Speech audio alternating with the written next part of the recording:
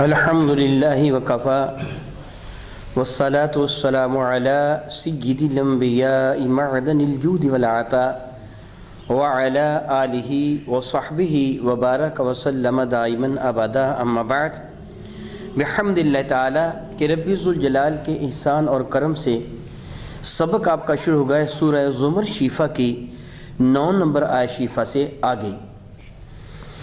اعوذ باللہ من الشیطان الرجیم بسم اللہ الرحمن الرحیم قل یا عباد الذین آمنوا اتقوا ربکم للذین احسنوا فی هذه الدنیا حسنہ وارض اللہ واسعۃ انما یوفی الصابرون اجرهم بغیر حساب۔ قل یا رسول اللہ صلی اللہ تعالی علیہ وسلم آپ ارشاد فرما دیجئے، رب ذوالجلال اپنے محبوب مکرم شفیع معظم رحمت کون مکان سے فرما رہا ہے، آپ ارشاد فرما دیجئے کیا؟ یا عباد الذین آمنوا اتقوا، اے وہ لوگو جو ایمان لے کے آئے ہو تقوی اختیار کر لو۔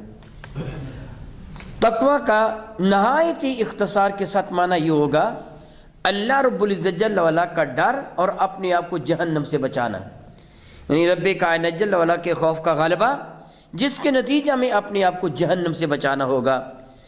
یا ایھا الذین آمنوا اتقوا ربکم، اپنے رب سے ڈرو، اپنے رب کا خوف اپنے ذہن میں رکھو۔ للذین احسنوا فی ہذہ الدنیا حسنہ، یاد رکھو للذین احسنوا، وہ لوگ جو نیکوکار ہیں، بلائیاں کرنے والے ہیں، نیکیاں کرنے والے ہیں، فی ہذہ الدنیا حسنہ، ان کے لیے اس دنیا میں بھی بہترین آسائشیں ہیں، آرام ہے، سکون قلب کی دولت ان کو دنیا میں میسر ہے۔ وَأَرْضُ اللَّهِ وَاسِعَةٌ، اور اللہ تعالیٰ جل وعلا کی زمین تو بہت وسیع ہے۔ إِنَّمَا يُوَفَّى الصَّابِرُونَ أَجْرَهُمْ بِغَيْرِ حساب، بے شک اللہ تعالیٰ جل وعلا انما یوفی الصابرون، اللہ تعالیٰ وفا پورا کرنا عطا فرمائے گا صبر کرنے والوں کو، اجرہم، ان کا اجر، بغیر حساب، اتنا عطا فرمائے گا کہ جو کسی انسان کے حد و حساب میں آ ہی نہیں سکتا۔ خالق کائنات جل وعلا نے اس آیت مبارکہ میں ایمان والوں کو ایک حکم دیا ہے، ایمان والو تم تقوی اختیار کرو۔ بات بہت اہم ہے، اپنے رب کا ڈر۔ یا ایھا الذین اتقوا ربکم، قل یا عبادی الذین آمنوا اتقوا ربکم، اے وہ بندو کہ جو ایمان لے کے آئے ہو اپنے رب سے ڈرو۔ حضور داتا صاحب رحمۃ اللہ تعالی نے کشف المحجوب میں ایک واقعہ نقل فرمایا، وہ واقعہ نقل فرماتے کہ سیدنا جنید بغدادی رحمۃ اللہ تعالی علیہ آپ کی خدمت میں آپ کے بہت سارے مرید رہا بھی کرتے تھے۔ ایک دن کا ذکر ہے کہ ایک مفلوق الحال بڑا سادہ سی طبیعت والا شخص آیا، چند دن کے اندر اندر ہی اس نے حضرت سیدنا جنید بغدادی کا اتنا قرب حاصل کر لیا کہ باقی مرید بہت پیچھے رہ گئے۔ اب ان کے ذہن میں کچھ حسد سا پیدا ہوا کہ یہ اتنا قریب ہو گیا، ہم ایک طویل عرصہ سے آپ کی خدمت میں رہتے ہیں لیکن آپ اس کو ترجیح دیتے ہیں، آپ کے اپنے قریب بٹھا لیتے ہیں اور اس سے راز و نیاز کی باتیں بھی ہوتی ہیں۔ یہ مرتبہ ہمیں ملنا چاہیے تھا، مقام ہمیں ملنا چاہیے تھا، اور اس کو اتنی جلدی یہ مرتبہ اور مقام مل گیا کہ شیخ نے اپنی صحبت خاص میں اس کو جگہ عطا فرما دی۔ مریدوں نے اعتراض کرنا شروع کر دیا، حضور یہ کون شخص ہے؟ ایک مفلوق الحال، پھٹے پرانے لباس والا، شکل و صورت کے اعتبار سے بھی اتنا خوبصورت و حسین نہیں ہے، مگر آپ اس کو اس قدر اہمیت دیتے ہیں۔ فرمانے کہ دراصل اس کی ایک صفت ایسی ہے کہ جو مجھے بڑی محبوب ہے۔ متعلق ہی نے پوچھا حضور وہ کون سی صفت ہے؟ فرمانے کہ وقت آئے گا تو بتاؤں گا۔ ان کے دل میں مسلسل اس کے لیے کچھ حسد تھا، ضد تھی کہ یہ کیوں اتنا قریب سے قریب ہوتا چلا جا رہا ہے۔ ایک دن کا ذکر سیدنا جنید بغدادی فرمانے لگے، یہ حضور داتا صاحب رحمۃ اللہ علیہ کشف المحجوب میں نقل فرماتے ہیں، فرمانے لگے کہ آج میرا جی چاہ رہا ہے کہ آج خانقاہ میں مرغی پکائی جائے، درویشوں کے کھانے کے لیے جو سالن تیار کیا جائے وہ مرغی کا سالن ہو۔ وہ برائلر کا زمانہ نہیں تھا، صحیح مرغیاں ملا کرتی تھیں۔ فرمانے لگے مگر ان کے لیے تمہیں بھی کچھ محنت کرنا ہوگی۔ جو درویش تھے وہ تو بڑے خوش ہو گئے کہ آج خانقاہ میں مرغی پکے گی، رقم ان کی خرچ نہ ہونی تھی، رقم تو جنید بغدادی کی خرچ ہونا تھی۔ کہنے لگی حضور بالکل ٹھیک ہے، فرمائیے ہمیں کیا کرنا ہوگا؟ فرمانے لگی اتنا کچھ کرنا ہوگا کہ بازار سے مرغیاں تم نے خرید کے لانی ہیں، رقم میں دوں گا، ان کو ذبح بھی کرنا ہے اور گوشت بنانا ہے اور پھر پکانا بھی ہے۔ کہنے لگے حضور یہ کون سا کام ہے، ہم ایسے کریں گے، ضرور کریں گے۔ فرمایا کہ اچھا پہلا سٹیپ یوں کرو، جاؤ بازار سے ایک ایک مرغی اور ایک ایک چھری ہر ایک درویش خرید لائے اور سیدھے میرے پاس آ جانا۔ آپ نے ان کو مطلوبہ رقم عطا فرما دی۔ تھوڑی ہی دیر کے بعد سارے کے سارے درویش مرغیاں بھی لے آئے اور چھریاں بھی، اور وہ مفلوک الحال شخص بھی۔ فرمانے کہ تم سب کے سارے مرغیاں خرید لائے ہو، چھریاں بھی آ گئی؟ جی حضور ہم حاضر ہیں، حکم فرمائیے۔ فرمائیں کہ جاؤ پھر ان کی ذبح بھی کر لاؤ۔ وہ تیزی کے ساتھ دوڑے تو فرمائیں کہ ٹھہرو ٹھہرو، پوری بات تو سن لو۔ جی حضور کیا فرمانا چاہتے ہیں؟ آپ نے حکم دیا ذبح کر لو، ہم ابھی ذبح کر لاتے ہیں۔ مگر نہیں، مگر ایک شرط ہے۔ حضور کون سی شرط؟ ذبح وہاں کرنا جہاں تمہیں کوئی دیکھے نہیں۔ ٹھیک ہے حضور ہم ابھی جاتے ہیں۔ سارے گئے۔ تھوڑی دیر کے بعد ایک آ گیا، ذبح شدہ مرغی اس کے ہاتھ میں تھی، گردن لٹک رہی تھی، خون بہہ رہا تھا اور خون آلود چھری بھی اس کے پاس تھی۔ آپ نے اس درویش کو دیکھا، سب سے پہلے آنے والے کو، شاباش مرغی ذبح کر لائے ہو۔ جی حضور آپ کا حکم تھا اور آپ کے حکم کی نافرمانی تو نہیں ہو سکتی، روگردانی ہم نہیں کر سکتے، آپ کا حکم مان لیا، تعمیل حکم کیا ہے، شاباش۔ میں نے کہا تھا کوئی دیکھے نہ۔ جی حضور میں نے بڑی پرہیز کی، باغ میں چلا گیا تھا، دروازہ بند کر لیا، باغ کے اندر کوئی بھی نہیں تھا، ایک درخت کی اوٹ میں نے اس کو ذبح کیا اور لے کے آ گیا۔ میں کہ شاباش مرغی کو رکھ دو۔ دوسرا بھی آ گیا، وہ بھی مرغی ذبح کر لایا تھا، اس سے بھی اسی قسم کے سوالات ہوئے۔ اس سے کہا میں اپنے گھر چلا گیا تھا، اپنی بیوی بچوں کو کمرے میں بند کر کے صحن میں نے مرغی کو ذبح کیا، کوئی بھی مجھے نہیں دیکھ رہا تھا۔ پھر تیسرا بھی آ گیا، یہ کہہ رہا تھا میں نے ایک چٹان کی اوٹ میں مرغی کو ذبح کیا۔ اللہ حاضر قیاس، تھوڑی ہی دیر میں سارے کے سارے آ گئے، ہر کوئی بتا رہا تھا، کوئی کسی درخت کی اوٹ میں، کوئی جھاڑی کی اوٹ میں، کوئی دیوار کی اوٹ میں، کوئی جنگل بیابان میں تنہا جہاں کوئی نہ دیکھ رہا ہو مرغی ذبح کر کے آیا تھا۔ مگر وہ درویش نہیں آیا جو مفلوک الحال تھا، سب کی مرغیاں آ گئیں۔ تھوڑی دیر گزری تو درویشوں نے کہا حضور اب ہم مرغیوں کی کھال اتار کر اس کا گوشت بنا لیں، اجازت ہے؟ مگر بھی نہیں، ٹھہرو ابھی، وہ بھی آ جائے جو تمہارا ساتھی ہے، مرغی لے کے گیا ہے ذبح کرنے کے لیے، آ لینے دو اسے۔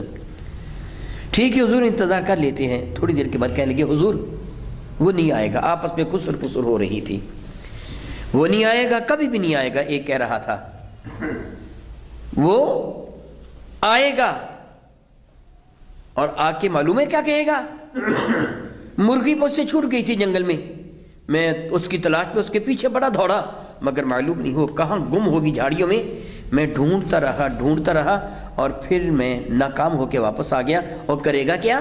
بازار جائے گا، مرغی کو بیچے گا، اچھا کھانا کھائے گا اور چہرہ ڈھلکا کے کہے گا جی مرغی مجھ سے چھوٹ گئی۔ حضرت بڑے بے نیاز ہیں، فرمائیں کہ چل کوئی بات نہیں، بیٹھ یار، اسے کہہ دیں گے۔ دوسرا کہنے لگا وہ آئے گا ہی نہیں، مرغی لے کے بھاگ گیا بس۔ جنید بغدادی ان کی باتوں کو سن رہے تھے اور خاموش۔ تھوڑی دیر کے بعد پھر وہ پھٹ پڑے، حضور وہ نہیں آئے گا، آپ نے ایسے اسے اپنا قرب عطا فرما رکھا تھا، نہیں آئے گا اور کبھی بھی نہیں آئے گا۔ فرمایا کہ تھوڑا انتظار کر لو، ہو سکتا ہے وہ آ جائے۔ انتظار کر لیا، پھر خود ہی فرمانے لگے وہ تو ابھی تک بھی نہیں آیا۔ درویش کہنے لگا حضور ہم تو پہلے ہی کہہ چکے ہیں وہ نہیں آئے گا اور کبھی بھی نہیں آئے گا، اجازت دیجیے ہم مرغیوں کو ان کا گوشت بنا کر پکا لیں۔ فرمانے کہ اس ایک مرغی کو ہم کیا کریں گے، تھوڑا سا انتظار کر لو، ہو سکتا ہے وہ آ ہی جائے۔ اور پھر وہ آ گیا، مگر حال کیا تھا، پسینہ میں شرابور ہے، سانس پھولا ہوا ہے، ایک ہاتھ میں چھری ہے اور بغل میں مرغی دبائے ہوئے آ گیا اور بڑا پریشان حال ہے۔ ساتھیوں نے دیکھا، درویش نے کہنے لگے کیسا نافرمان ہے شیخ کا، شیخ نے فرمایا تھا مرغی ذبح کر کے لا، اس میں اتنا حوصلہ ہی نہیں ہے کہ مرغی کو ذبح کر سکیں، ویسے ہی واپس لے کے آ گیا۔ سیدنا جنید بغدادی سے فرمانے لگے اوے بھائی تو نے مرغی ذبح کیوں نہیں کی؟ تو اس سے کہ حضور آپ نے حکم دیا تھا ذبح وہاں کرنا جہاں کوئی نہ دیکھے. میں نے تو جنگل بیابان کا چپا چپا چھان مارا, میں جہاں بھی جاتا تھا میرا رب مجھ کو دیکھ رہا تھا. مجھے تو ایسی جگہ ہی نہیں ملی جہاں مجھے کوئی نہ دیکھتا ہو, میرا رب ہر جگہ مجھے دیکھ رہا تھا.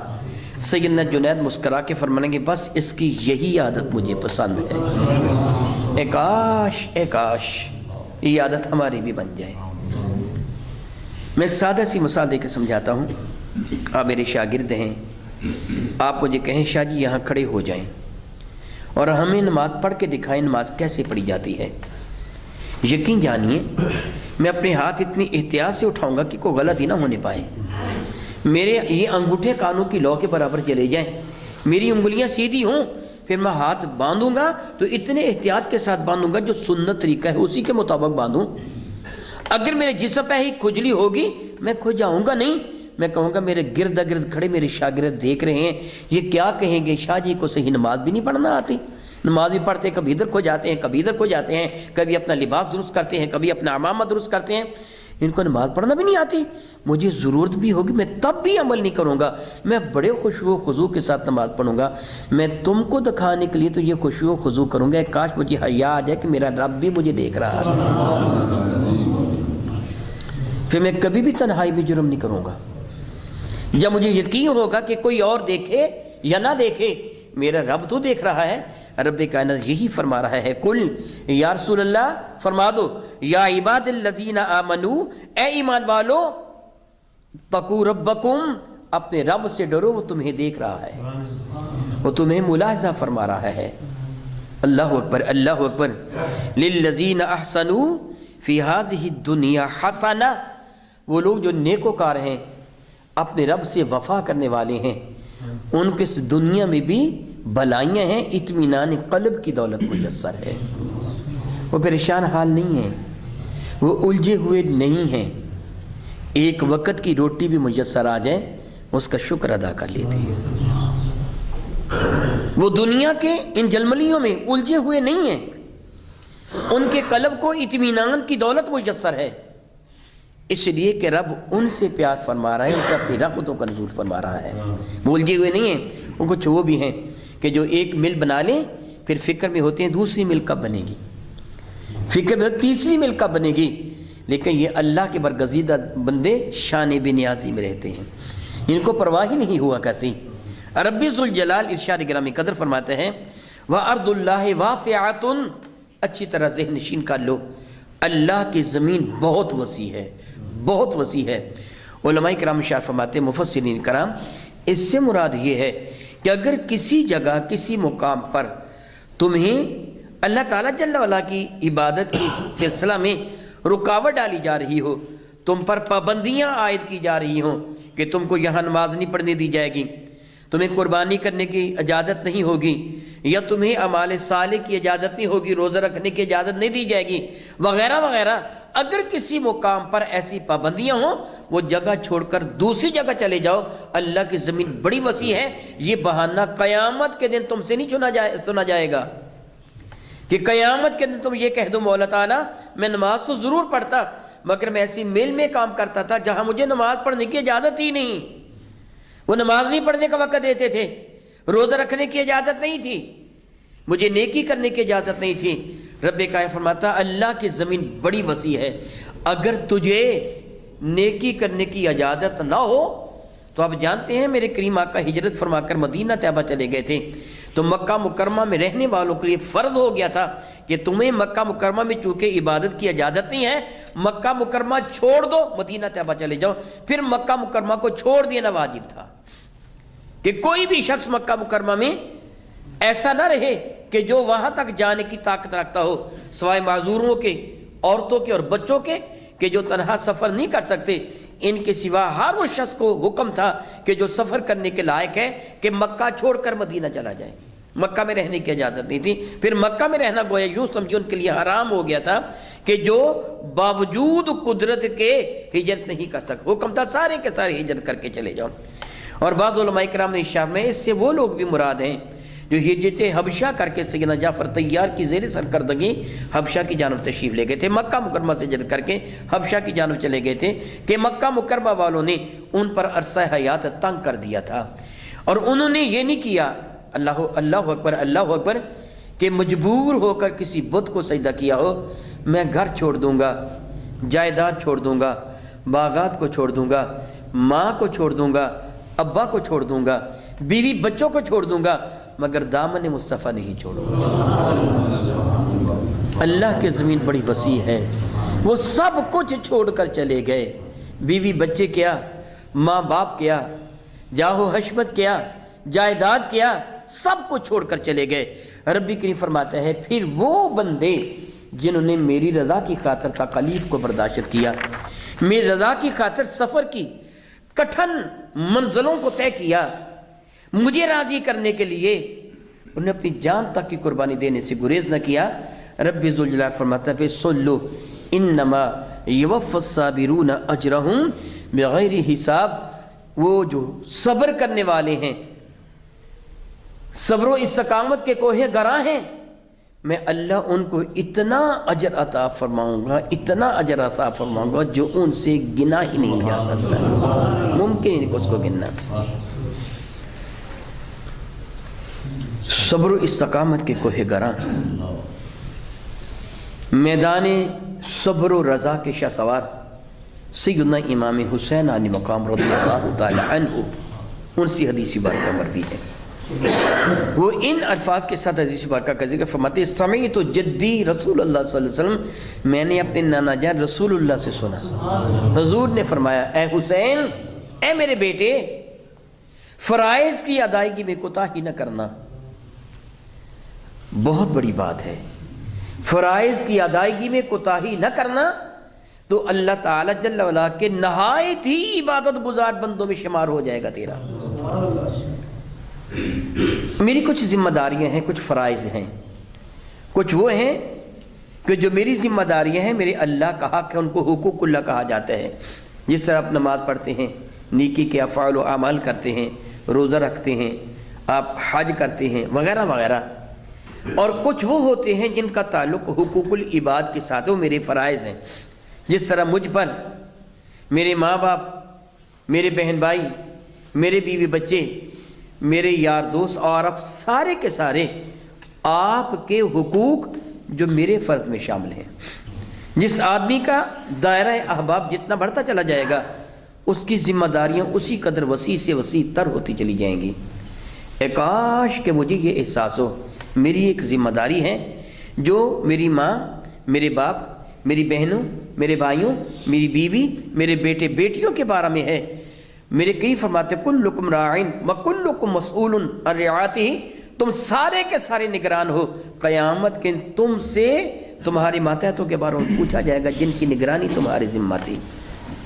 آپ پڑھنے کے لیے آتے ہیں، میں پڑھانے کے لیے حاضر ہوتا ہوں، میرا فرض ہے کہ میں کنجوسی سے کام نہ لوں، میں منافقت سے کام نہ لوں، میں علم کو چھپاؤں نہیں، بلکہ جو رب کائنات نے مجھے عطا فرمایا میں آپ کے سامنے کھول کر بیان کر دوں، یہ میرا فرض ہے، یہ میری ذمہ داری ہے۔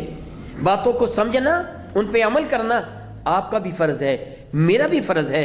افسوسناک حقیقت ہے ہمیں اپنا فرض یاد نہیں، حق بڑا یاد ہے۔ آپ کبھی سفر پہ جا رہے ہوں، کہیں موٹر سائیکل بائک پہ ہوں یا گاڑی پر یا سادہ سائیکل پر، تھوڑا سا راستہ ہو، آپ کہیں گے حق میرا ہے گزرنے کا، دوسرا کہے گا حق میرا ہے گزرنے کا، تجھے اپنا حق تو یاد آ گیا، تجھے اپنا فرض یاد نہیں کہ ایک ایمان والے کا احترام کرنا بھی تجھ پر فرض ہے، احسار و قربانی بھی تیرے فرض میں شامل ہے۔ معاذ اللہ تعالیٰ سماذ اللہ تعالیٰ ہماری اخلاقی حالت اتنی گر گئی، رشوت لینے والا کہتا ہے میں تو اپنا حق لے رہا ہوں، چور بازاری کرنے والا کہتا ہے میں تو اپنا حق لے رہا ہوں، حق کو اتنا ناحق کر دیا۔ رب کا فرماتا وَلَا تَلْبِسُوا الْحَقَّ بِالْبَاطِلِ وَلَا تَكْتُمُوا الْحَقَّ وَأَنْتُمْ تَعْلَمُونَ، اور حق اور باطل کا امیزہ کر کے گڑبڑ نہ کر دو، تم جانتے ہو حق کیا ہے تو اس کو چھپاؤ نہیں، حق کو ظاہر کر دو۔ یہی شعر فرمایا جا رہا ہے اپنی ذمہ داری کو ادا کر لو۔ میرے کریم آقا نے اپنے لخت جگر سیدنا امام حسین علیہ مقام کو فرمایا تھا حسین اپنا فرض ادا کر لینا، جو تیری ذمہ داری ہے، اور اللہ تعالیٰ تجھے اعلیٰ ترین عبادت گاروں میں شمار فرما لے گا۔ میرے بیٹے، قناعت اختیار کر لینا۔ قناعت کسے کہتے ہیں؟ جو مل گیا، جتنا مل گیا اس پہ صبر کر لیا، الحمدللہ۔ جو مل گیا، جتنا مل گیا۔ یہاں مجھے ایک بات یاد آئی، حضرت سیدنا ابراہیم ادم بلخی، حضرت شفیق بلخی رحمہ اللہ تعالی، ان دونوں کی ملاقات حرم پاک پہ ہوئی۔ حضرت شفیق بلخی حضرت ابراہیم ادم بلخی سے کہنے لگے، بتاؤ توکل کسے کہتے ہیں؟ اللہ پہ بھروسہ رکھنا، استقامت کس چیز کا نام ہے؟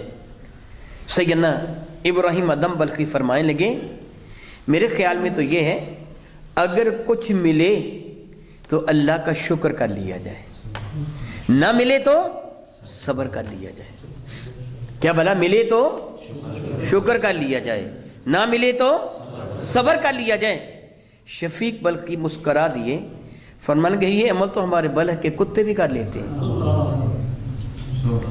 ملے تو کھا لیتے ہیں، نہ ملے تو خاموشی سے لیٹے رہتے ہیں، صبر کر لیتے ہیں۔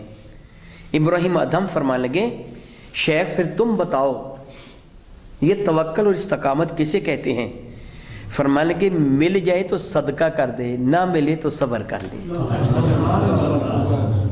مل جائے تو صدقہ کر دے، نہ ملے تو صبر، قناعت۔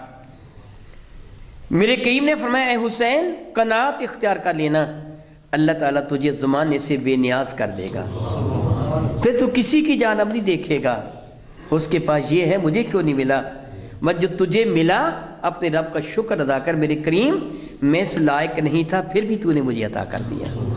قناعت اختیار کر لے، تو سب سے زیادہ غنی ہو جائے گا۔ پھر میرے اور آپ کیا کر رسول عربی فرما لگے، اے حسین رضی اللہ تعالی عنہ، جنت میں ایک درخت ہے جس کا نام شجرۃ البلا ہے، آزمائش کا، مصیبتوں کا وہ درخت۔ بیٹے، وہ لوگ جن کو دنیا میں بہت سے مصائب و علام آئے تھے، تکالیف آئی تھیں، مصیبتیں آئی تھیں، پریشانیاں آئی تھیں، انہوں نے سب کچھ صبر سے برداشت کر لیا تھا، اپنے رب پر اعتراض نہیں کیا تھا۔ ان کو اس درخت کے قریب جمع کیا جائے گا، پھر ان کے لیے میزان کو قائم نہیں کیا جائے گا، پھر ان کے نامہ اعمال کو نہیں کھولا جائے گا، ان پہ اللہ تعالیٰ اس طرح رحمتیں نازل فرمائے گا جس طرح موسلا دھار بارش برسی ہے۔ رب کائنات ان کو اتنا اجر عطا فرمائے گا جو ان کو وہم و گمان میں بھی نہیں ہوگا۔ یہ سنا کہ میرے کریم آقا نے یہی آیت کا تلاوت فرمائی تھی کہ اللہ فرماتا ہے میں اجر اتنا دوں گا صبر کرنے والوں کو کہ جو ان کے حد و حساب سے بہت زیادہ ہوگا۔ اللہ تو جانتے ہیں حد و حساب کتنا ہے۔ سیدنا ابن عباس رضی اللہ تعالیٰ، اسی طرح حضرت انس بن مالک سے اسی سے ملتی جلتی وہ روایات مقصہ منقول ہیں۔ میرے اور آپ کے آقا رب کائنات کے محبوب صلی اللہ علیہ وسلم کا ارشاد گرامی قدر بعض روایتیں میں نے اپنی کتاب رہبر زندگی طب نبوی میں بیماری کے تحت بھی درج کی ہیں۔ میرے کریم فرماتے ہیں قیامت کے دن وہ لوگ کہ جن کو دنیا میں پریشانیاں آئی تھیں، مصیبتیں آئی تھیں، اللہ کی رضا کی خاطر انہوں نے سب کچھ برداشت کر لیا تھا اور انہوں نے کوئی اعتراض نہ کیا تھا، قیامت کے دن جب رب کائنات ان کو اجر عطا فرمائے گا نا، تو دوسرے لوگ تمنا کریں گے کاش دنیا میں ہمارے جسموں کو کینچیوں سے کاٹا جاتا، ہمیں اتنی تکلیف دی جاتی، ہمیں کیا پتا تھا دنیا میں اس ملنے والی تکلیف کا قیامت کے دن اتنا اجر عظیم ہے۔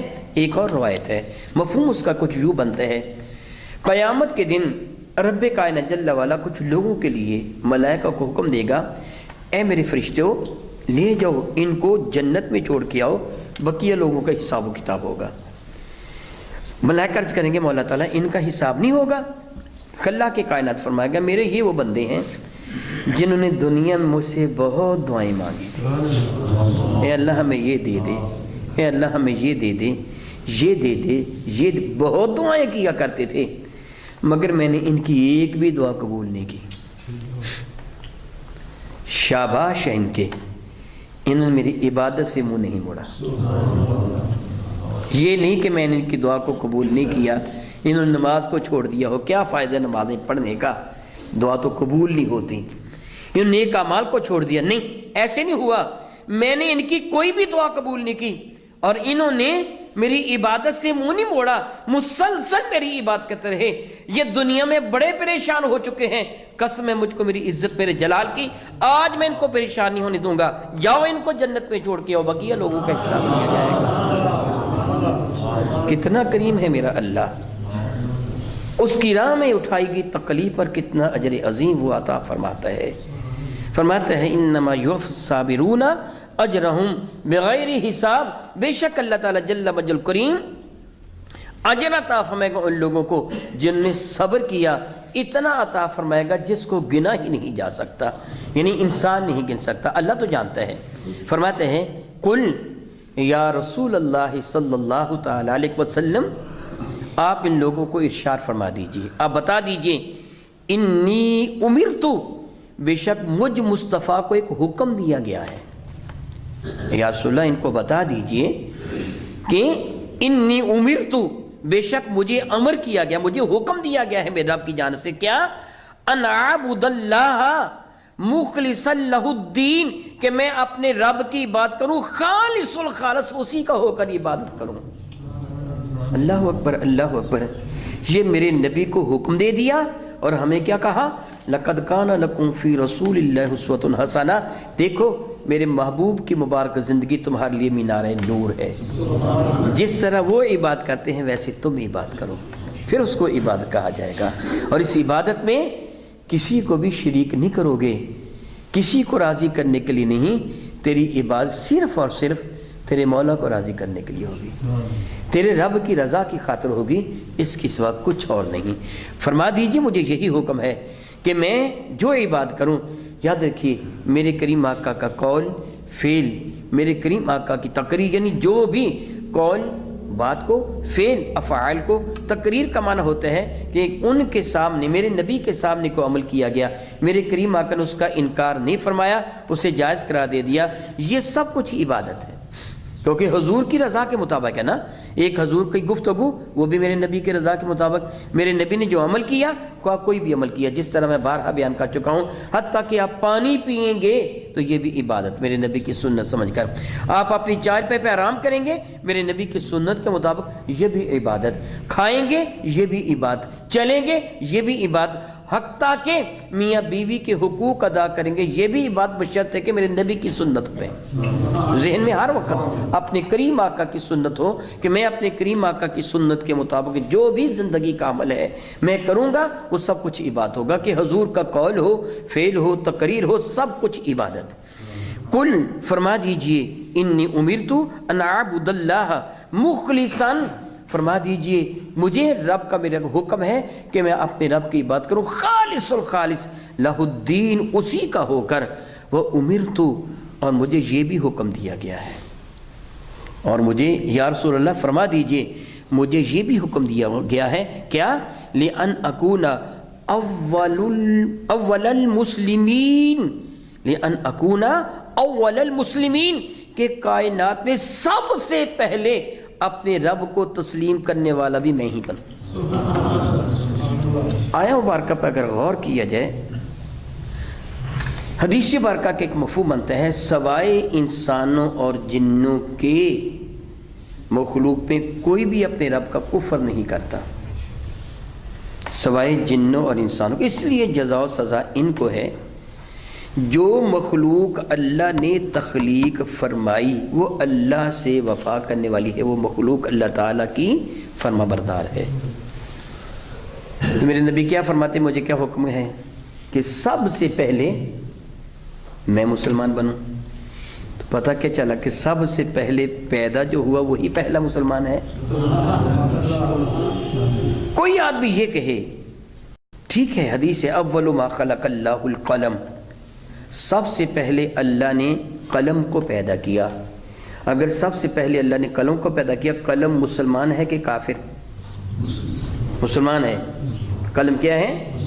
اللہ سے وفا کرنے والے ہے. قلم اللہ کا فرما بردار ہے. سب سے پہلے اگر قلم کو پیدا کیا پھر سب سے پہلا مسلمان کون ہوا؟ یہاں تو میرے نبی ہے سب سے پہلے مسلمان. ماننا پڑے گا کہ کائنات ہستی میں سب سے پہلے جس کی تخلیق ہوئی وہ میرے نبی کا نور تھا. میرے نبی فرماتے مجھے یہی کہا گیا ہے کہ سب سے پہلے حق کیا ہے. علماء کرام مفسرین اعظام نقل فرماتے ہیں جب رب ذوالجلال نے سارے انسانوں کو اکٹھا کیا تھا اور ان سے فرمایا تھا الستُ بربکم، کیا میں تمہارا رب نہیں ہوں؟ کسی کو کوئی پتہ نہیں تھا اس کا جواب کیا ہے. کوئی نہیں جانتا تھا کہ اس کا جواب کیا ہے. فرمایا الستُ بربکم. مفسرین کرام فرماتے ہیں سب خاموش تھے. سب سے پہلے جواب دینے والے میرے نبی مصطفیٰ کریم. حضور نے فرمایا بالا کیوں نہیں، میں مانتا ہوں کہ تو میرا رب ہے. پھر میرے نبی سے سن کر انبیاء رسولہ نے اعظام نے جواب دیا تھا اور پھر درجہ بدرجہ انسانوں نے جواب دیا تھا. وہ سب سے پہلے میرے رب کی ربوبیت کو تسلیم کرنے والے، سب سے پہلی مخلوق کائنات ہستی کی وہ میرے نبی ہیں